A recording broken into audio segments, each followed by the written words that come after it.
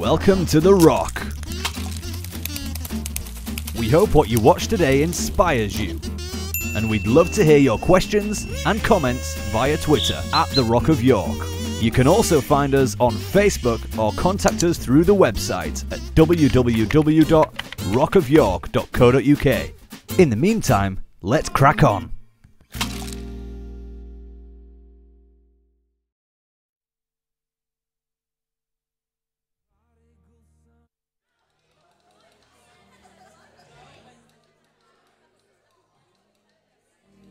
For the blind man and the beggar, grace wins for always.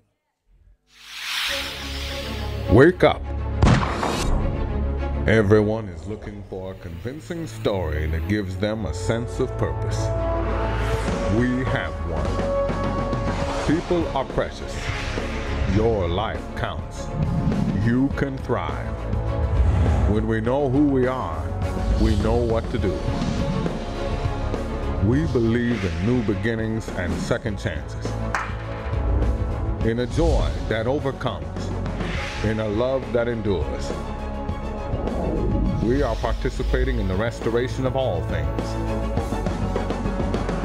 God is love. God is on your side. God keeps no record of wrongs. God is in you. Jesus reveals God's heart. Jesus offers us a revolutionary way of living that we are choosing to follow. We enter this sacred space through faith, hope, and love. Faith is your decision to place your belief and trust in the goodness and faithfulness of God. Hope is the confident expectation that the last word has not been spoken. Love is felt, received, and done. We have been to hell and back and found it's not there, and discovered heaven is where we begin. Welcome to our house.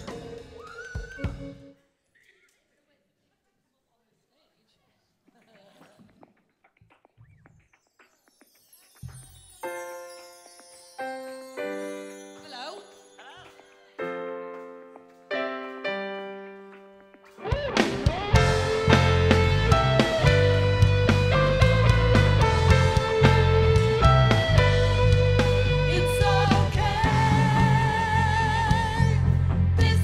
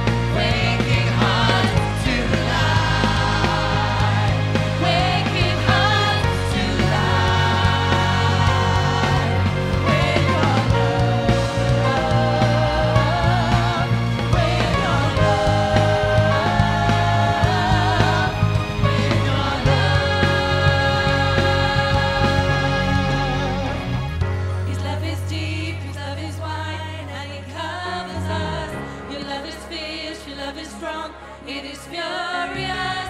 Your love is sweet, your love is wild, and it's waking hearts to life.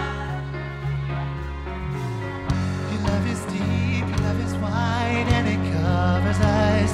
Your love is fierce, your love is strong, it is furious. Your love is sweet, your love is wild, and it's waking hearts to life. Your love is deep, your love is wide, and it covers us. Your love is fierce, your love is strong, it is furious. Your love is sweet, your love is wild, and it's waking hearts to life. Sing it. Your love is deep, your love is wide, and it covers us. Your love is fierce, your love is strong, it is furious. Your love is sweet, your love is wild, and it's waking hearts to love. Your love is deep, your love is wide, and it covers us. Your love is fierce, your love is strong, it is furious. Your love is sweet, your love is wild, and it's waking hearts to love. Your love is deep, your love is wide, and it covers us. Your love is fierce, your love is strong, it is furious. Your love is sweet, your love is wild, and it's waking hearts to life. Oh, oh, oh,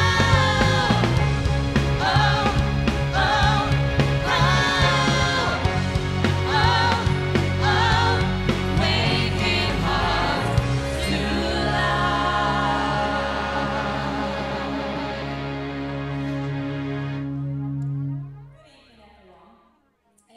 I have a program that it's one of those pleasure programs. I watch Long Lost Family. Have any of you ever seen Long Lost Family? It's where people who have been separated from loved ones for various reasons are helped to find them. And sometimes it's the most saddest of stories, and it always makes me cry, this program. And I think it is because at the end of it, what people have been searching for and what they find is somewhere where they feel they can belong. And there is such a human cry for belonging, isn't there?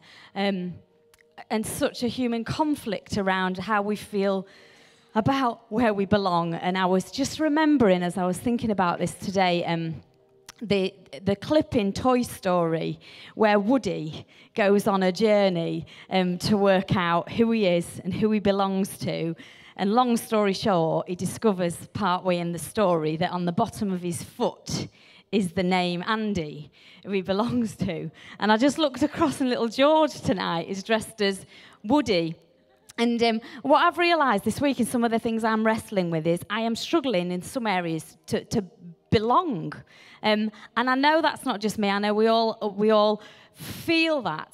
And I just want to, as we carry on tonight, just pray that we will somehow all on the bottom of our foot get that there is an imprint of belonging on each one of us that is not dependent on our fellow human beings, although belonging is incredible. But there's something that goes far deeper and that will heal something in each of our hearts about a belonging. And I thought about the word belong, it's belong. And sometimes we can be in just a constant sense of longing.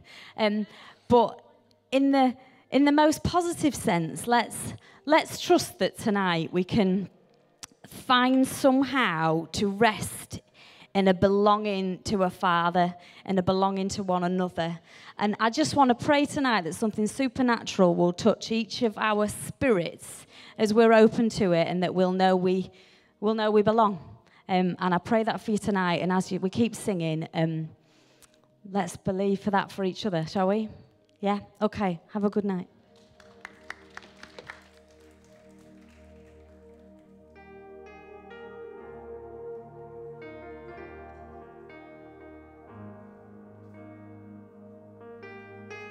Change direction a little bit. Can you put I've been captured by a love I can't explain, I belong to you? Not rehearsed this, haven't sung it for a while. We want to believe that if If God's wanting to say something, we want to go with it. So do your best. It's really okay. Thank you.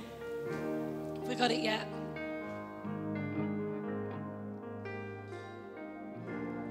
I've been captured by a love I can't explain. And now you have me, and I'm forever changed. I've abandoned everything I've ever known.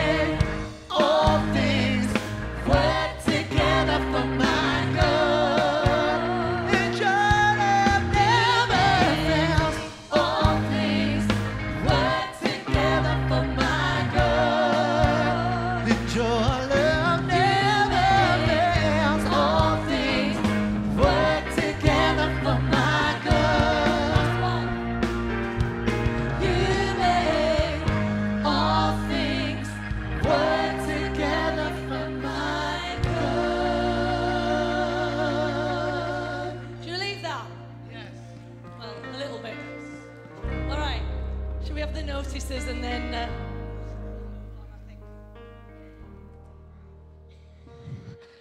Okay, don't panic, because last time I did the notices, it took about 3 hours. I'll be faster, I promise. It's only 1 week. So, we'll start with welcome. And we have a welcome card in the front of the pew if you have not been before, or if you've been loads and have been avoiding filling it in, tonight's your night. Fill it in tonight and pop it in the offering bucket when that goes around, or hand it into a steward, and make sure you're kept up to date with all the stuff that's going on. And when things aren't on, because it's good to know not to turn up, isn't it? It's always a bonus. Saves you a walk. We're going to do our pay it forward at the end. It gives you time to fill in your envelopes or to donate online. That was a good link. So we've got a new donate online thing, which is BT Donate. I don't know if we went through it last week, did we? No, oh, you weren't here. I'm looking at. Did you go through it last week, Joel? No. While you were in Vegas, did you go through it? Joel did it in Vegas. If he can do it in Vegas, anyone can do it. You just log online. It's really simple. Even I could do it, and I'm a bit of a technophobe. Amy's having to print labels for me this week. That's how bad I am. And I could go online and fill it in. So go online and give it a go and donate whatever you want. You know, no minimum or maximum amount for anybody. Fill it in. But if not, and you want to do it the old-fashioned way, just stick it in the bucket at the end. It's on the website. Follow the donate button on the website. Kelly's on it now. You could do it now. That's how easy it is. Right. Kids tonight, it's Little Lifestone and Creche. They're out tonight and they will be upstairs. I'm following sign language. They're upstairs. Upstairs, everyone, that way. Upstairs. Okay, we have got a lab on this week. We missed you last week. We're excited to see you this week. It'll be double as good, won't it? The lab. It'll be just as good as it was going to be last week. We missed you last week. We'll be here this week. So make sure you're here on time to grab a coffee and sit down. Bring your notebooks, write some notes because it's fantastic. And then coming up, we're on the last bit. Look how good that was this week. Coming up, most important notice of the night, Jackie. It's her birthday on Monday. And if you haven't met our Jackie, she sits at the front afterwards. So go and see. She's always round the front, near the doors. She's just a bit of a bodyguard for us. She sorts everybody out. So go and see Jackie and wish her happy birthday, because it's her birthday on Monday and we love her. Right, Grotto. I'm just looking who might not have volunteered yet. I'm picking you out. Who hasn't volunteered yet? Most people, I reckon, probably have. Christoph, have you volunteered yet? I normally volunteer you. Oh, he's checking. He's checking. If you have to check tonight. Daniel, have you volunteered yet? Come, you need to see Amy at the end. That's it. See anyone that's not volunteered, we'll get you in. Don't worry about it. There's plenty of space. Clothing outlet. Right. Men, who is wearing jeans tonight? Men, who is wearing jeans tonight? Claire's got something to tell us. Put your hand up, men, if you're wearing jeans tonight. Right, I need you to take them off. Not now. When you get home, and put them in a bag and give them to the clothing outlet and treat yourselves to a new pair of jeans. Right? This is your time because they need men's jeans. So please don't take them off now. You might get a few complaints outside or inside afterwards. Don't do that. We also need anything warm because it's come up to winter. So Eunice, she doesn't need summer clothes. Don't empty your summer wardrobe and dump them on Eunice. She definitely doesn't need it, except for maybe the next cruise she goes on. But clothing outlet doesn't need it. We need hats and scarves and gloves and warm jumpers and quilts and anything like that. So if you're ready to get rid of some stuff, or ladies, you just fancy something new for winter, just, chuck it into Eunice. She'll have it and give it away. Right. Finally, Halloween is coming. And every year, a great show is put on by these guys, but we don't want it to just be these guys that do all the work. And so there's two things you can definitely get involved with this year. The first one is the theme this year, other than redeeming Halloween, is to do with the Day of the Dead and remembering people who have gone before us, who have been an incredible influence in our lives. If you have somebody who has gone before us, who is no longer with us, and you want to take this opportunity to remember them, then please bring in a photo, or if you haven't got a photo, a memory of them, or something like that to pin onto our board, and we'll make sure that they are remembered at some point in the evening on our redeeming Halloween evening. The second way you can get involved, very practical, we're having a bring and share in the back. Now, for those of you who grew up in church like me, I love a good bring and share piece of soggy quiche. It's great. But we're not having that this year. It's going to be an amazing bring and share. It's not going to be one of those old ones that you think, oh, no, I better have my tea before I come. You're not going to have to do that. It's going to be incredible. Amy's going to make sure you all sign up. And if you've got, you're thinking, I'm going to bring 10 friends, then please don't just bring one Morrison's egg mayo sandwich. Do you know, that's not going to go down so well. I've been eyeing them up. Reduced section on a Saturday night. You can get it before you come, but don't do that. Prepare something amazing. Bring it along that would feed all your friends, but also can then feed other people too. So Amy's going to come round. She's going to grab you, get you to commit to something that isn't a Morrison's egg mayo discounted sandwich, and we'll have an amazing night. Over to these guys again. Thank you, that was awesome. We're just going to go back into singing You Make All Things Work Together for my good before I come and talk to you. Maybe we can let the kids go out, because they are going out, aren't they? What little ones? While we're singing this, because I think we all need to just stop for a minute and not be distracted and ask the question, do I believe all things are working for my good? It's hard. It's hard. Look at me and smile and say, it's hard. It is. But the point is, he is working all things for our good. Believe it. So we're going to just keep singing that a few times. Ready? You make all things work together for my good. And your love, you make all things work together for my good. You make all things work together for my good. And your love never fails. All things work together.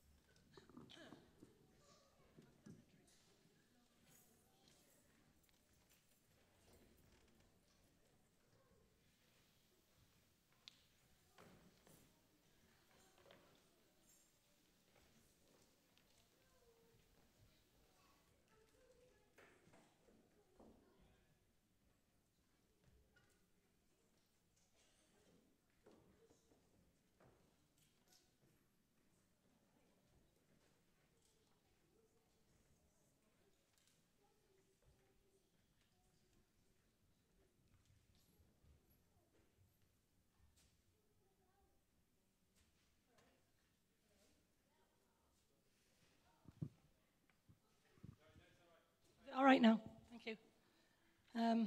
It's been a funny day because the Wi-Fi at my house hasn't been working very well. So every time I tried to get into my iPad and open a file, it would say, not allowed, download not allowed, you need permission from the owner. And I'm screaming at the thing, I am the owner, let me in. Oh, it won't going to let me. So it's been one of those days where I wasn't even sure that I would get up tonight and be able to have any notes. So it's not been very comfortable. This is where I want to start tonight. Are you aware that the end of the world was supposed to be today? Who knew? Put your hand up if you knew. Oh, a few. Now, don't you find that amazing? That it's come and it's gone. Oh, okay, a few 7 hours left. I think we're almost quite confident to say that nothing's going to happen. Besides, as they were saying in Australia, it's already been and gone anyway. Now, the reason why I just want to start by saying that is that basically, if you're a Christian and hold to what you call mainstream Christian beliefs, then you should, and some of you haven't even thought about it or even know about it, so we don't make a big thing of it in this place. But we believe in the second coming and or what's called the rapture, and that all of a sudden everybody who believes is going to be taken up off the earth, and everybody who doesn't is going to be destroyed, and it's going to be horrible and this, that, and the other. And apparently, according to the predictions and prophecies of the Bible, that was supposed to happen today. Now, what's really funny, that if you're a Christian as well, astrology, we're not supposed to have anything to do with, because the reading of the stars and all that is a no-no. Come on, are you with me or not? Or are you looking at me as though, it's not supposed to be a thing you do. I mean, as a child or as a young person, if I ever looked at the stars horoscope in the newspaper, oh boy, was I in trouble. Anybody with me? Yeah, okay. But just think about it. Guess what they are going on with regards to the end of the world? The aligning of the planets. So I think to myself, well, there you go. Just shows you how people speak with forked tongue. Because on the one hand, they say, don't look at the stars. And then the next breath, they're following the stars. So there was an alignment of planets today. But then, of course, this guy who said, it's going to happen, he's now saying, no, it's in October. So you've got a bit longer.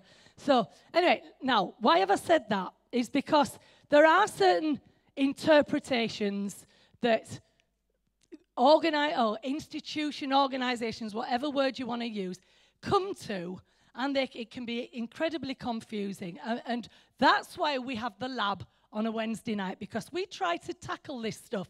I'm not saying that we get all the right answers, but what we do, excuse me, is that we at least bring it out onto the table and say, look, this is what certain things say, this is what people interpret it as being, and, we at least bring some clarity, a little bit more clarity to it all. So on Wednesday night, I'm going to deal with some more of this stuff. We've already tackled a bit about the devil, and we've tackled about the Bible. We've tackled about a lot of stuff. And this Wednesday night, we're going to tackle a bit more. See, this thing called the rapture, and I'm not talking about this tonight, but I'm just telling you, this is for free.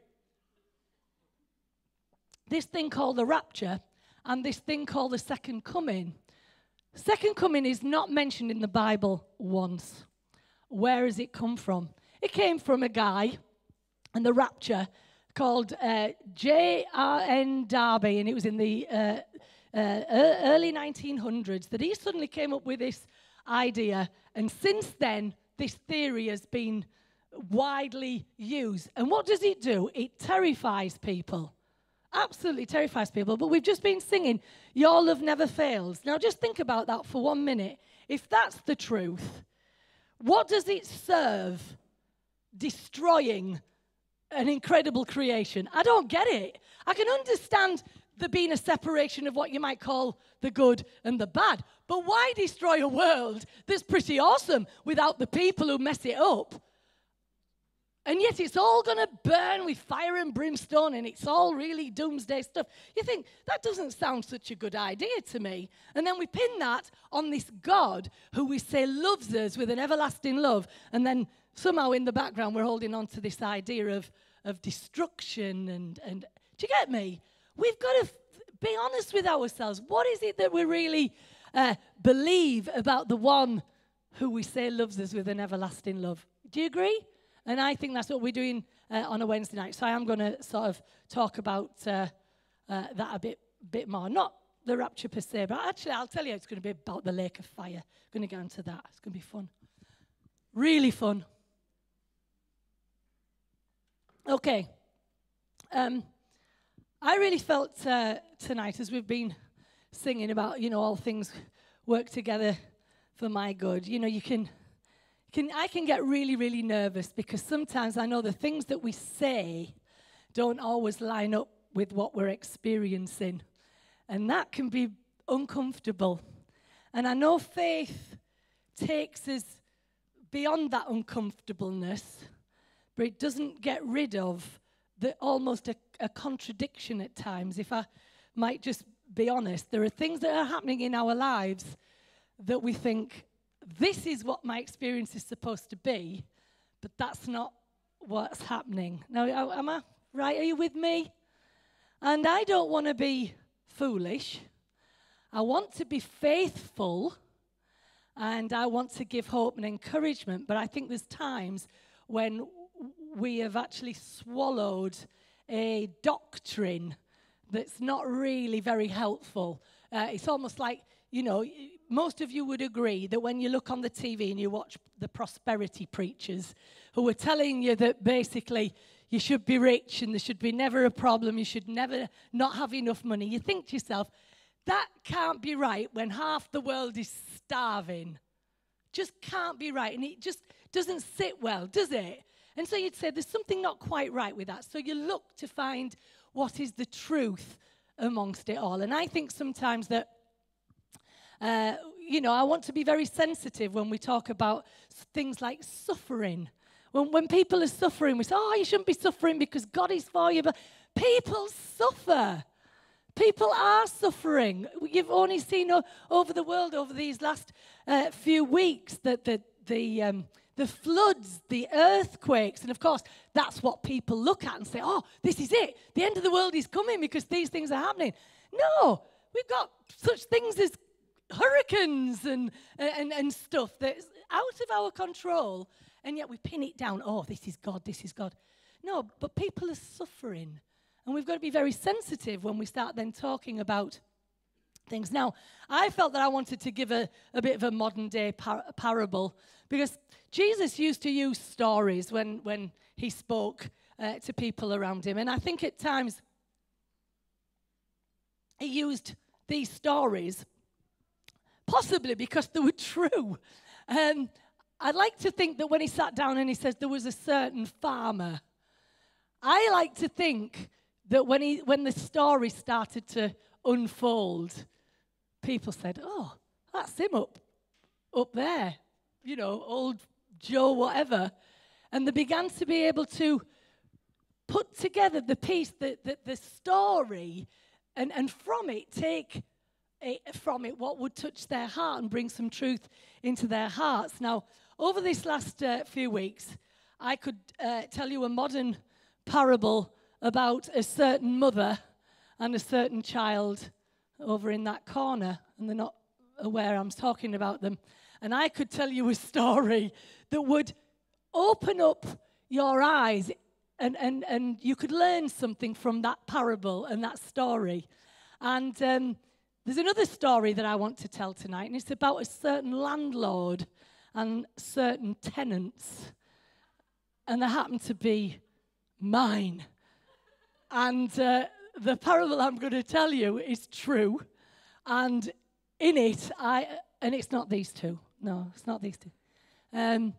It's really been a great eye-opener to me. Now, there's lots of things that happen to us every day, and I don't know if you're like me. I don't suppose many are, I know I'm a bit of a weirdo. But I find that things that are happening on a regular basis, I believe that God is talking to me all the time. He's showing me stuff, and he's showing me his heart for me through just everyday things all the time. And before we went away on holiday, we knew that we were going to have to deal with this house that we bought 12 years ago about, and it was a student let at the time. And it was coming towards the end of its contract, and the students were all leaving, and it was in a pretty bad state. But we thought, it's okay, what we'll do, when they go out, we'll get in, we'll do it up, and then we'll open it up for student let again.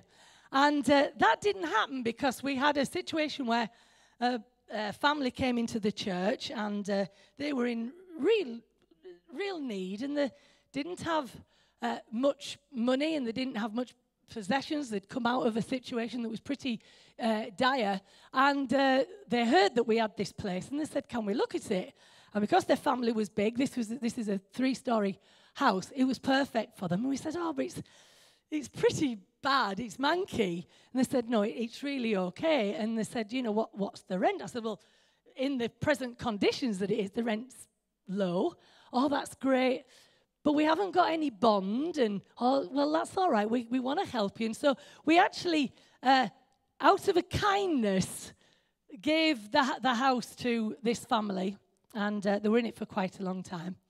And then things really didn't go well, and so there's problems in their marriage, and so they moved on. But then the kids wanted to stay.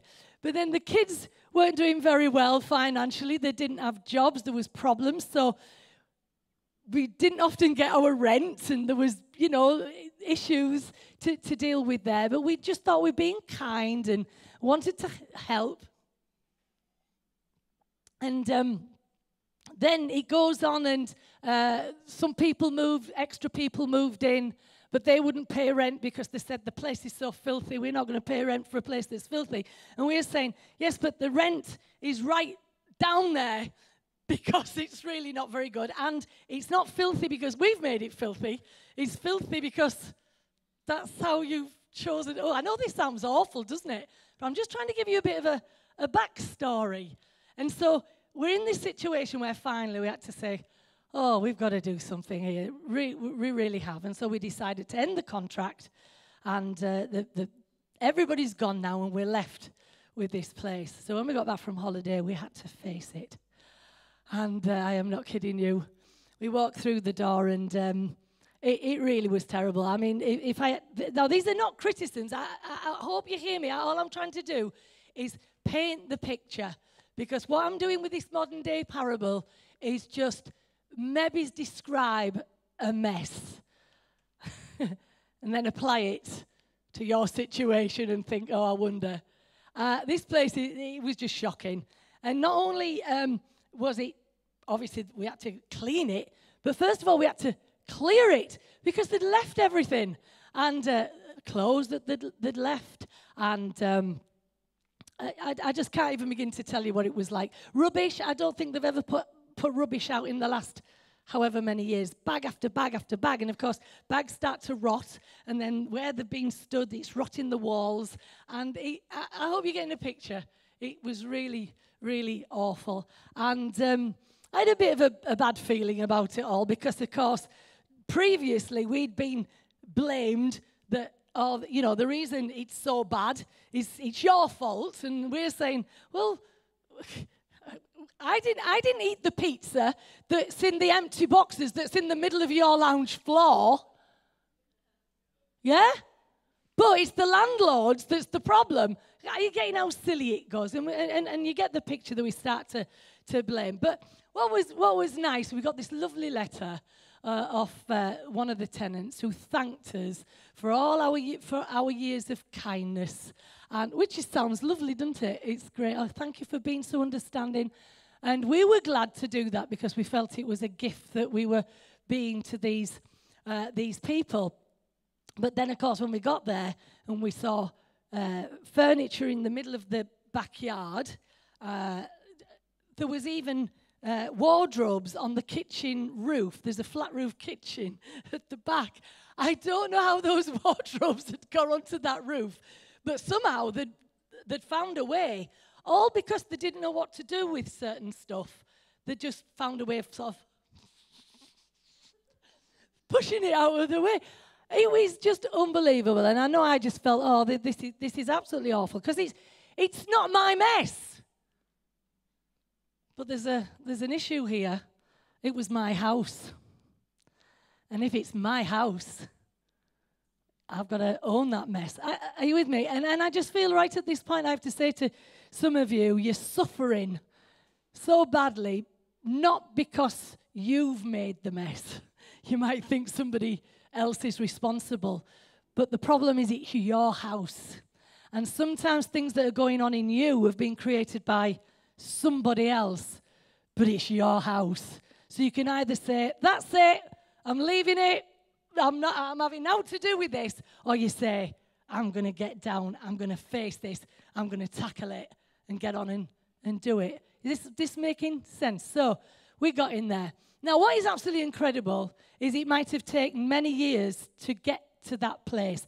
And do you know, there's many reasons why things end up in a state like that. It's not out of malice.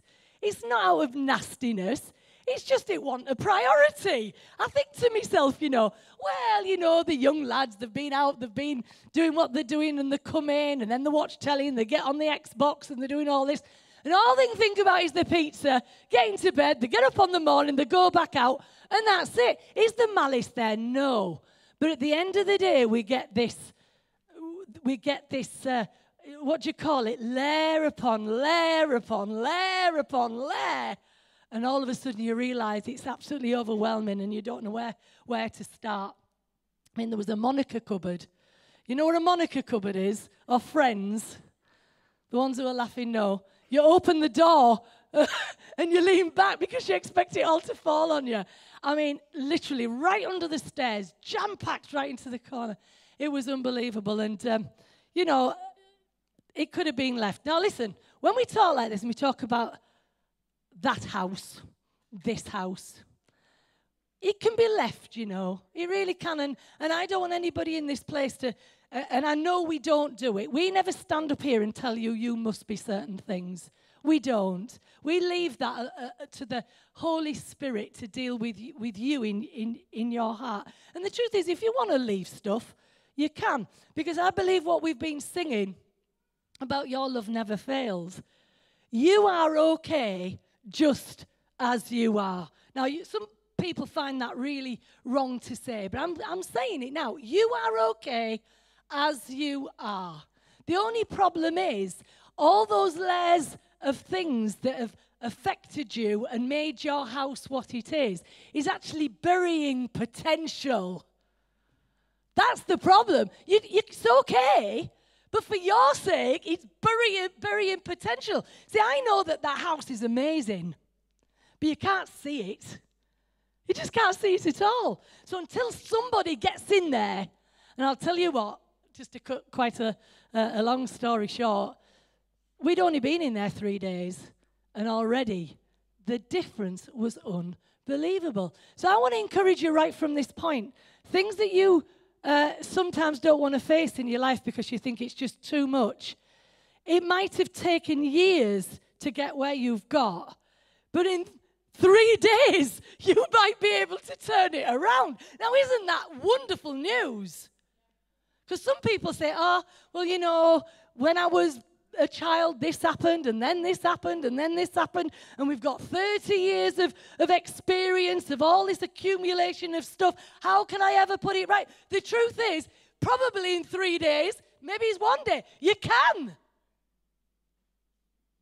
But you have to face it, and you have to get down. Now, the awful thing about this is, I have a bit of a queasy stomach, and our Connie will tell you, she laughs at me. But I get to the point where certain things make me gip. I knew you'd laugh, and I aren't telling you this to make you laugh, but it's just the truth. And I was actually using a wallpaper scraper to get fat. I'm doing it already. It was horrible, seriously. And you are you gipping as well? And I'd put the wallpaper scraper down the side of the sink, and it would catch all this gloop. And our Connie would be hearing me. She was in the bathroom helping me, and I'd start to cough, and it was making me want to vomit because I really struggle with that sort of thing. So it wasn't that I was cleaning this house and it was all great. Oh, yeah, come on. Literally, I'm holding on to my stomach because it was so horrible. And then, you think to yourself, how does food get on a ceiling? I just don't get it. How does food get on a ceiling? Come on. I bet somebody knows. But anyway, I don't know where I am now. The truth is, it was, and as I was doing it, I really felt God was talking to me. He says, you're doing it and you're willing. He says, but you're really suffering, aren't you? This is making you suffer. And I thought, yeah. Now, some of you will say, that's not suffering. There's real suffering in the world. But I really find that unfair. Whatever you are going through, that's your problem. And we talked about this the other day. I always used to love Ally McBeal when somebody said to her, what makes your problems bigger than everybody else's? And she said, because they're mine. And I think that that's one of the most wisest things anybody can tell you. Don't let anybody undermine your problems. They are yours, and that's what makes them important. Now, it doesn't make them insurmountable or greater than anybody else's, but they're yours. Do you get me? So I'm suffering all of this, and I really actually felt that God started to talk to me. And as I was dealing with what I saw was grime, not dust, but grime, layer upon layer. And the point was, when I added water, and my mum always used to say, you let the water do the work. Who's ever heard of that? That's quite an old-fashioned state. Let the water. So you student-ishy people over here, when you're cleaning, don't just get a cloth and think, let the water do the work. Because if you let the water soak in, it literally lifts it for you, and then you don't. Anyway, so I'm letting the water do the work. The only problem is, as I was letting the water do the work, it's getting more sludgy. Yeah. So anyway, it was horrible. Anyway, and I really felt that in all of this, I felt that God started to speak to me. And I got this verse, and you might think, oh, that's very, hyper-spiritual. But I got this verse, and it's the verse that says that Jesus learned obedience by that which he suffered. Now, immediately, I think to myself, it can't mean obedience in the context of do as you're told. It just can't. Because if we're saying that Jesus was the Son of God, although he was a man, I believe that he wasn't the rebellious type that was going to say, I ain't going to do what you tell me. I think that he was open and he was, on the journey and being willing to be open. So it can't have been Jesus had to suffer a whole bunch of stuff in order to make him submit to what the Father wanted. Does that make sense? I don't see that as being the case. I don't believe he had to be forced into submission. Now, obedience actually means this. It means, and I love this because I know I was brought up that obedience was the most important thing in the world. And I don't think it is anymore, and that's for another time. But this is what obedience means. It means hear intelligently. Think of that. Hear intelligently and stand under another's wisdom. That's very different than just do as you're told. Because actually what it means is if you're standing under another person's wisdom and you listen to it and you think that's not wise, you don't actually have to obey it. Think about that. Because that would be foolish. But you stand under another's wisdom. And when you hear that higher wisdom, you operate in it and it changes your attitude and your way of being. So what is the wisdom then that Jesus was open to and hearing intelligently through the things which he suffered? I think that he heard, I can endure, I can overcome, and I can have restoration in all things. Shall I say that again? What is the wisdom that he was hearing intelligently? And what was the other one I said?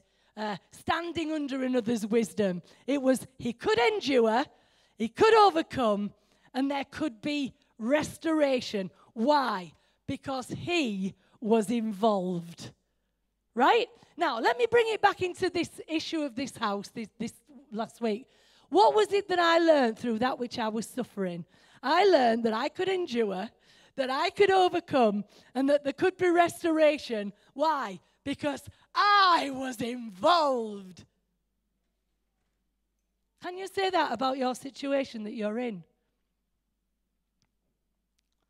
I think obedience has a deeper meaning. It's how to be. In any situation that we're in, we are learning in that which we're going through how to be. And what really came to me was this, that in surrendering to mystery, he was at one with a higher wisdom that he might not have particularly understood, but he was willing to embrace it. And he had an appreciation of the part that he was playing in the restoration of all things. And then it suddenly came to me, I thought, right, what is really going on in this context of him being obedient? And it just fell into my mind that he learned how to be a conduit of grace to the world. Now I think, a conduit? Where did that come from, a conduit?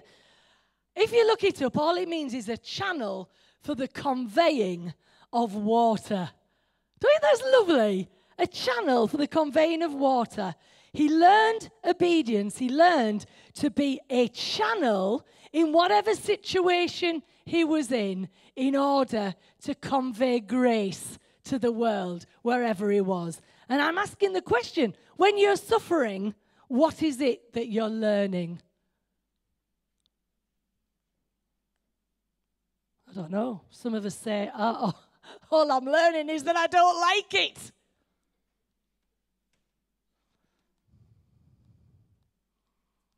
So, I know when our Joel lost his suitcase this week, he was suffering. Weren't you, babe? Be honest. He was suffering. Do you know his entire world was in that case? It was. Hey, you think I'm being funny? I said, your problems are your problems, and they were his problems. His world was in that suitcase. It mattered. You get me? What did you learn by what you suffered? Now, I'm picking you out, babe. I'm sorry. But you see what I mean? See what I mean, though? If we don't learn something in what we are suffering, then what was the point? What was the point?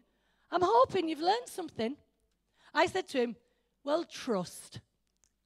Oh, we don't like to trust, do we? Most of the time. Nah, I want it sorted. I want it sorted now. We've got to trust. Now, in Luke 9:51, there's a verse, and it blessed me this morning as I read it. And it says this: Jesus set his face as a flint towards Jerusalem. Now, that again just did something for me, because I'm thinking, yeah, there's a determination there that decides that he's going to face the situation. He set his face, but to face the place that was actually representation of suffering and death, but he set his face towards it. And as I was thinking about it, flint is a very hard type of rock. And of course, I'm thinking, I like these thoughts. First of all, I like the idea that Jenny and Dave were called Flintoft. Isn't that just wonderful? Apply it. You know, it's great. And then it's a hard type of sedimentary rock. And I'm thinking, the Rock of York. You know, I'm just tying it all together, who we are. But listen to this. When struck against steel, A flint edge produces sparks to start a fire. Setting your face as a flint implies that you are expecting some type of opposition that you must stand strong in the face of. But to set your face as a flint means to regard these difficulties as worthwhile when you consider what they will lead to. Now, that's the problem. We don't see suffering as worthwhile as we're moving towards the thing that we want. We see all these things as opposition rather than this is worthwhile. Now, I know you're looking at me all funny because you're thinking, I don't like this. But think about it. When flint, the rock, hits the steel, which you could call determination, it creates a fire of purpose and a belief in the role of the restoration that I'm playing a part in if I'll only stand firm, right? But, of course, we say, well, yeah, but Jesus was going towards Jerusalem. It was his death. Now, I am of the absolute opinion that you can't have life without death. And most of the time, we hold on to the struggle because we believe that letting go of the struggle will kill us, but the struggle is going to kill us. Do you get that? So we think we're safe with the struggle that we're in because we say, well, if I let go, all the unknown, all the issues will just overwhelm me and it will kill me. But we don't recognize that the struggle will kill us anyway. So it says, for the joy that was set before him, he endured. And he endured because he knew he was partaking as someone who was a conduit in the restoration of all things. So I've got a picture that I want to put up just very quickly because this came to me in the context of the flint. And it says this: I survived because the fire inside of me burned brighter than the fire around me. That's powerful stuff. It's powerful. It's brilliant. Thank you. It's brilliant. That's the flint hitting the steel that sets the spark of determination and fire of purpose in our beings that causes us to get down and deal with the grime. Even though we gip in, we do it in order that we can get through, and the fire around us is not as great as I think of the 3 Hebrew lads. It's great, isn't it? You think, what? When they were thrown in the fire, they didn't notice the fire around them because of what was in them, right? So I hope that you just keep that in your spirit because that really blessed me today. So some of you have been suffering all week. Some of you have had a tough time, and whether it be with physical issues, emotional issues, whatever, the point is I'm trying to help you set your face as a flint. Let it hit some steel and let it make a fire within you that will burn brighter than the fire around you. Are you hearing me? Please, somebody say, I'm going to try. Please. It would be nice. Okay. Here's the thing. Richard Rohr. For those of you who don't know, he's a Catholic Franciscan monk, I believe, but I don't know for sure. But he writes some incredible things, and he talks a lot about suffering. And he says this, and I thought it was really helpful. He said, suffering of some sort seems to be the only thing strong enough to both destabilize and reveal. Now, let's see where it's revealing. It's awful. Our arrogance, our separateness, and our lack of compassion. Now, you might think, oh, no, it doesn't.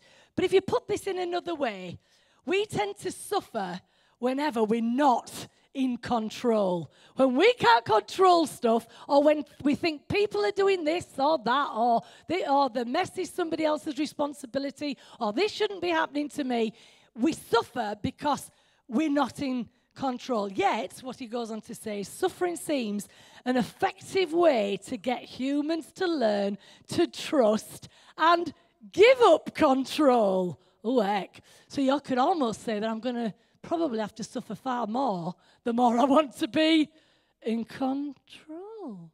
Ooh, oh dear. All right, here we go. If we do not transform our pain, we will most assuredly transmit it.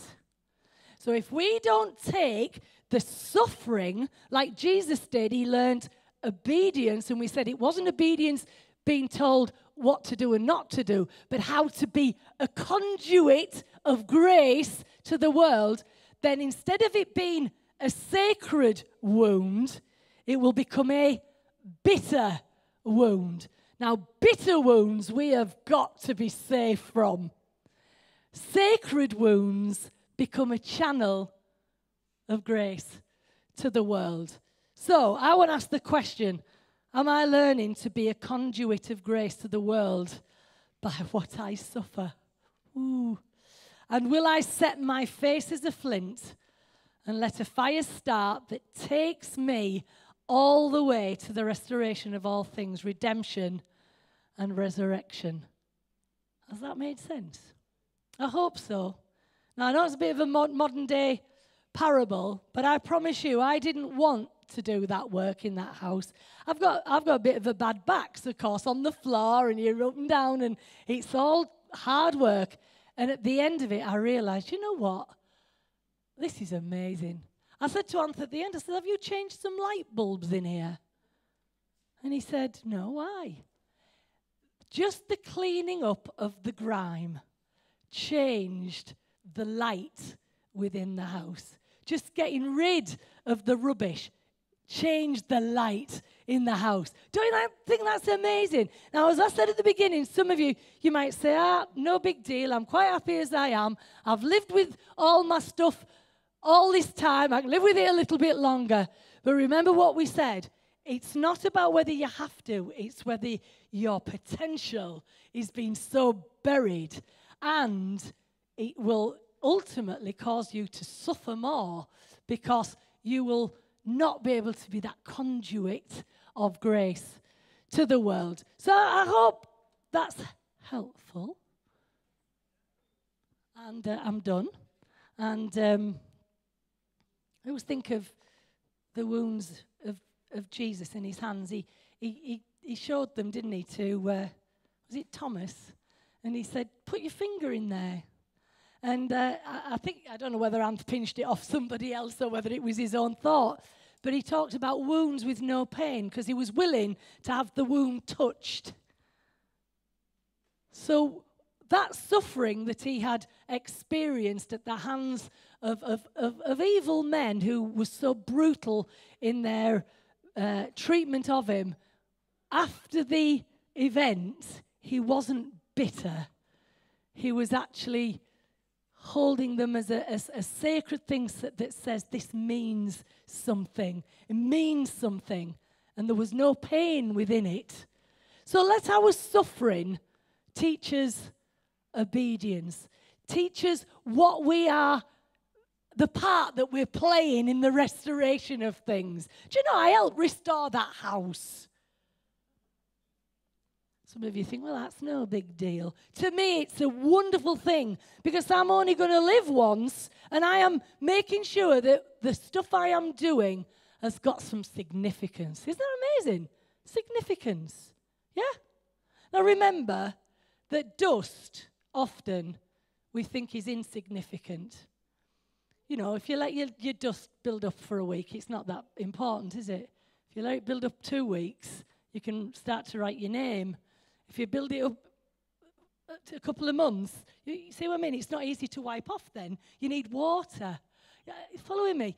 And in your life, always be thinking, what is it that I need the water of the revelation of truth, whether it be from friends or whether it be from something that you're reading to help deal with that build-up, because we don't want our potential to be buried, do we? And we want light to shine. So we're done. Now we're going to take the offering, are we? What offering?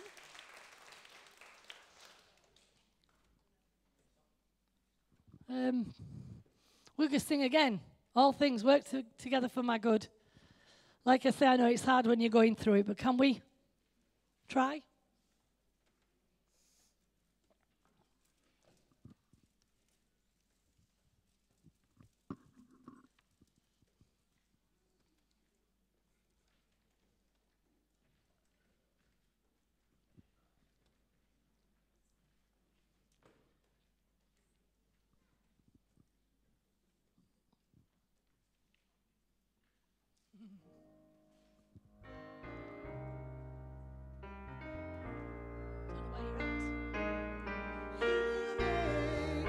All things work together for my good, and your love never fails.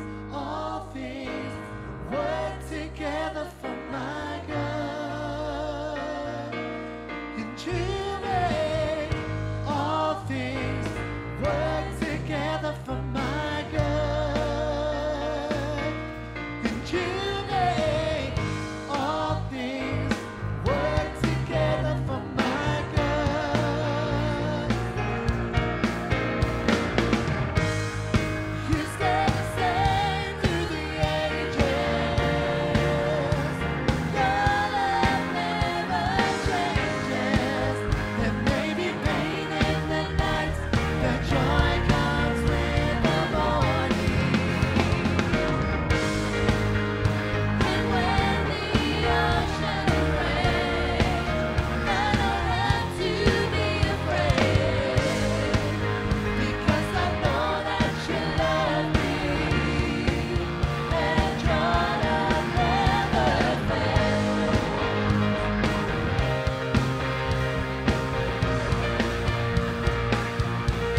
You make all things work together for my good. You make all things work together for my good. You make all things work together for my good. You make all things work together for my good.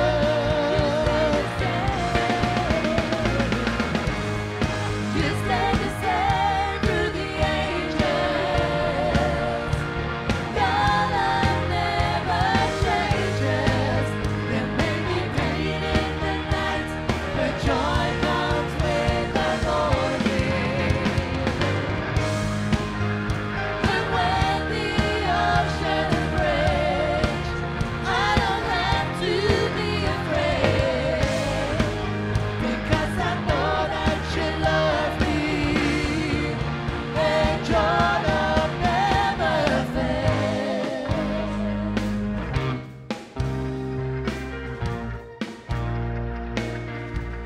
You make all things work together for my good. You make all things work together for my good.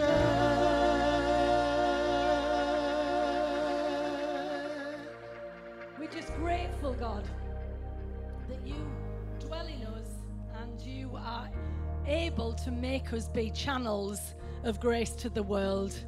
And we just set ourselves before you. We ask that you'll speak into our beings. You'll help us to show us how to be, and just understand the part that we can play in the restoration of things.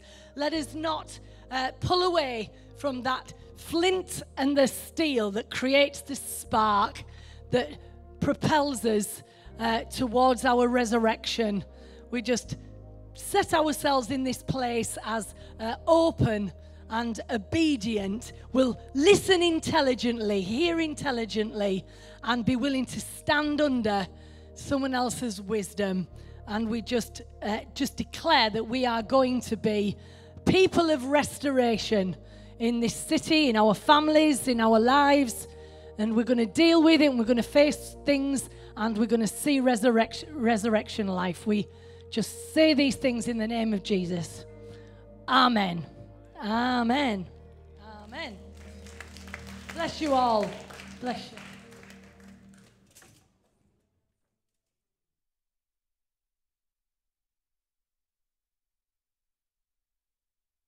Thanks for watching. You can find out more about all The Rock is doing locally and internationally at www.rockofyork.co.uk. If you consider yourself part of our growing global community, then why not support The Rock from wherever you are? Just hit the donate button on our homepage to help us help others.